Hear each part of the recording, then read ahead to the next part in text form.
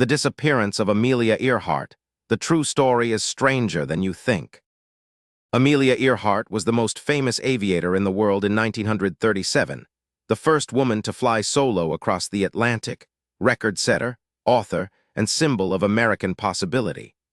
On June 1, 1937, she and her navigator Fred Noonan departed Miami to fly around the world at the equator, the longest possible circumnavigation.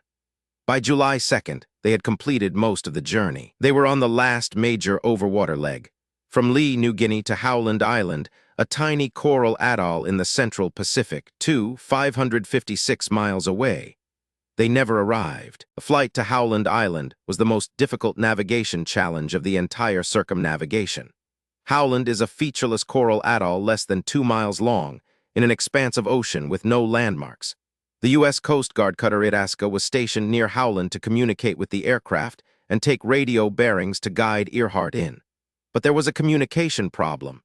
Earhart was transmitting on a frequency the Itasca could receive but not transmit on. And the Itasca was transmitting on a frequency Earhart apparently could not receive.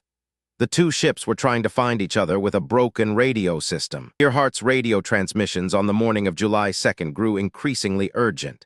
She and Noonan could not locate Howland. She reported that fuel was running low. Her last reported position was the Line Islands, consistent with Howland's latitude but with uncertainty in longitude. Her final transmission at 8:43 a.m. was her most distressed. "We are running on line north and south."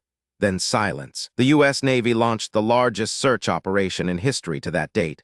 102 aircraft and 9 ships covering 250,000 square miles of ocean over 16 days.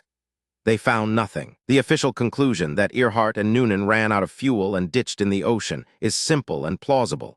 Navigation errors over open ocean were common in the pre-GPS era. The Howland Island approach was genuinely difficult. The broken communication system was a serious handicap. Under this scenario, the aircraft sank in deep water after ditching, taking both aviators to the bottom. This explanation is consistent with the known facts. It is also, because no physical evidence has been found, impossible to confirm. The alternative theory is associated with TIGHAR, the International Group for Historic Aircraft Recovery.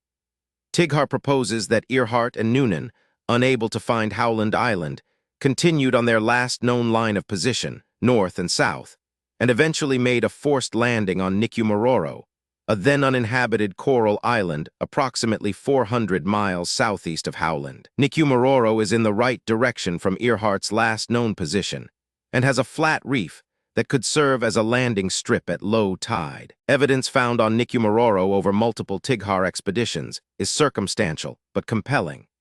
A partial skeleton found in 1940 was initially identified as male, but reanalysis in 2018 by University of Tennessee forensic anthropologist Richard Jantz concluded it was more consistent with a tall American woman of European ancestry, matching Earhart's physical description. Artifacts including a woman's compact mirror, a zipper from American clothing of the 1930s, and a possible piece of Earhart's aircraft skin have been found. In 1940, a Nikumaroro castaway was reported to have been living on the island, dying there. This has been connected to the Earhart theory. In 2023, a sonar survey of the waters off Nikumaroro produced an image of an aircraft-shaped object at a depth of approximately 5,000 meters.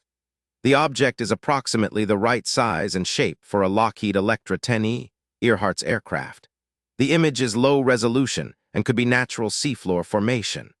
A follow-up expedition to visually confirm the object with a remotely operated vehicle was planned. If the object is confirmed to be Earhart's aircraft, it would represent the resolution of one of the longest-running aviation mysteries in history. Amelia Earhart disappeared on July 2, 1937. 87 years later, we do not know what happened to her. The ocean, which has kept so many secrets, may be keeping hers too, but the search is not over. Each expedition to Nikumaroro brings more evidence. Each sonar survey of the deep water brings new possibilities. The most famous aviator of her era may be inches from being found, or she may remain in the depths forever. Either way, she earned her place in history before she disappeared, and what happened afterward does not diminish what she did while she was here.